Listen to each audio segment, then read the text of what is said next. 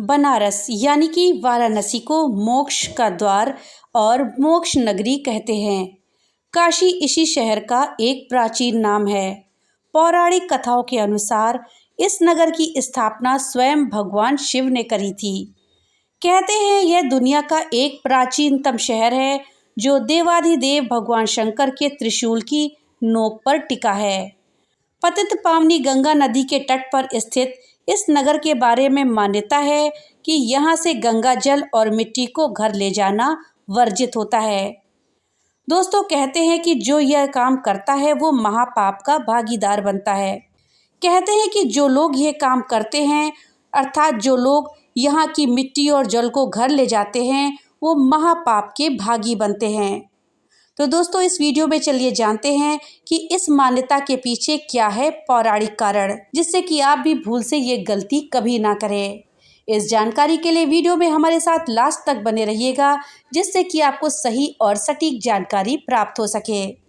दोस्तों, शिव की नगरी वाराणसी को लेकर के ऐसा कहा जाता है कि यहाँ पर जो जीव जंतु और मानव आकर अपने प्राण त्यागता है तो उसे जन्म और मरण के चक्र से छुटकारा मिल जाता है।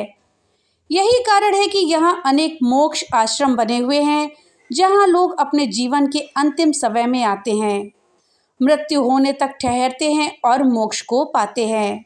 सनातन धर्म में मान्यता है कि किसी व्यक्ति या जीव को काशी आने के लिए प्रेरित करने से व्यक्ति को पुण्य प्राप्त होता है। अर्थात अगर कोई व्यक्ति किसी व्यक्ति को बनारस जाने के लिए प्रेरित करे अंतिम समय में, तो वो व्यक्ति पुण्य का भागीदारी होता है। और अगर कोई व्यक्ति इस नगर से किसी जीव या व्यक्ति को अलग करे, यहाँ जाने के लिए मना करे, तो वो व्यक्ति पाप का भागीदारी होता है। दोस्तों, मान्यता है कि केवल बनारस या काशी को छोड़कर पवित्र गंगा जल को किसी भी स्थान से ले जाया जा सकता है।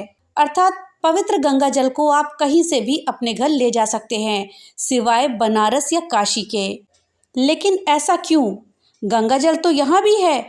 जो गंगा जी हरिद्वार में बह रही है या अन्य जगह पे बह रही है, वही गंगा जी यहाँ बह रही हैं। लेकिन यहाँ का जल हम अपने घर क्यों नहीं ले जा सकते? क्योंकि अगर कोई व्यक्ति काशी से गंगा जल घर ले जाता है तो वो जल के साथ साथ जल में समाहित अर्थात जल में मौजूद जीवों को भी घर ले जाता है।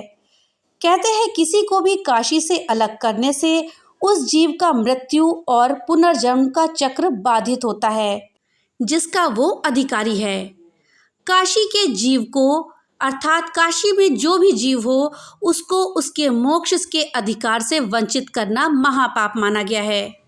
यही नियम संपूर्ण बनारस की मिट्टी, विशेषकर गंगा जल की गीली मिट्टी पर लागू होता है। गंगा जल की गीली मिट्टी में भी हजारों लाखों कीटाणुओं की उपस्थिति रहती है। बहुत सारे जीव जंतु होते हैं, ऐसे जीव जंतु जो हमें नंगी आंखों से दिखाई भी नहीं देते। ये था पहला कारण। दूसरा कारण काशी से गंगा जल न ले जाने के पीछे ये है कि काशी में किसी का दाह संस्कार किया जाता है तो उसकी राख को गंगा में विसर्जित करते हैं। काशी से गंगा जल ले जाने पर उस पानी में मृतक की आत्मा के अंग या अंश, राख या अवशेष भी आ जाते हैं। इससे उस मृतक की आत्मा को मोक्ष पाने में बाधा आ सकती है। इस कारण से वहाँ का गंगा जल और मिट्टी हमें अपने घर नहीं लाना चाहिए। दोस्तों, वीडियो में आगे बढ़ने से पहले एक छोटी सी रिक्वेस्ट है कि अगर अभी तक आपने वीडियो को लाइक नहीं किया है तो लाइक और ज़्यादा से ज़्यादा शेयर करिए। और हाँ, अगर चैनल पे नए आए हैं तो चैनल को सब्सक्राइब कर दें और बेल आइकन दबाना ना भूलें, जिससे कि मेरी वीडियो सबसे पहले आप तक पहुँच सके। काशी के मणिकर्णिका और हरिश्चंद्र आदि घाटों पर रोजाना हजारों शवों की अंत्येष्टि होती है। यहाँ पर अघोरी मसानी शक्तियाँ सक्रिय रहती हैं। वे काशी में केवल भगवान के भय से ही शांत होती हैं और किसी को परेशान नहीं करती हैं। लेकिन जब आप गंगा जल या गीली मिट्टी काशी से ले जाते हैं तो उसके साथ साथ अघोरी मसानी शक्तियाँ आपके घर पहुँच सकती हैं और आपके जीवन को तहस नहस कर सकती हैं। इन्हीं 3 कारणों की वजह से हम अपने घर में गंगा जल और मिट्टी काशी से नहीं लाते हैं। दोस्तों, इस विषय में जानकारी आपको कैसी लगी हमें कमेंट बॉक्स में लिख करके जरूर बताइएगा। तो मिलते हैं अगली नई वीडियो के साथ, तब तक के लिए राधे राधे।